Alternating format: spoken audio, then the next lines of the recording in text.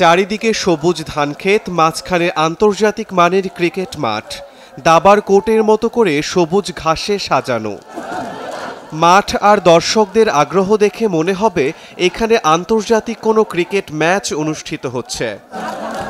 তরুণদের মাদক থেকে দূরে রাখতে টাঙ্গাইলের মির্জাপুর উপজেলার প্রত্যন্ত গ্রাম মসদইয়ে এমন একটি মাঠ ও ক্রিকেট টুর্নামেন্টের আয়োজন করে মসদই জনকল্যাণ সংঘ।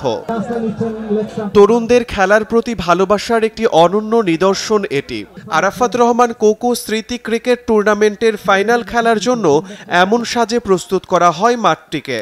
টুর্নামেন্টকে কেন্দ্র করে আয়োজনের কোনো ত্রুটি রাখেনি আয়োজকরা। আমাদের গ্রাম এবং পার্শ্ববর্তী আশেপাশে যারা গ্রাম আছে তাদের ইয়াংরা যারা মাঠমুখী হয়, ক্রিকেটমুখী হয়, খেলামুখী হয়, মাদক মুক্ত থাকে, এইসব বিভিন্ন চিন্তাভাবনা থেকে আমরা এই আয়োজনটা করে থাকি প্রতি বছর। ঈদের মাঠে যেমন আনন্দ উপভোগ করি, ঠিক তেমনি আজকে এই মসদই মাঠে, খেলার মাঠে আমরা সেরকম একটি আনন্দ উপভোগ করছি। আয়োজকদের চেষ্টায় তৈরি করা হয়েছে এক মনোমুগ্ধকর পরিবেশ।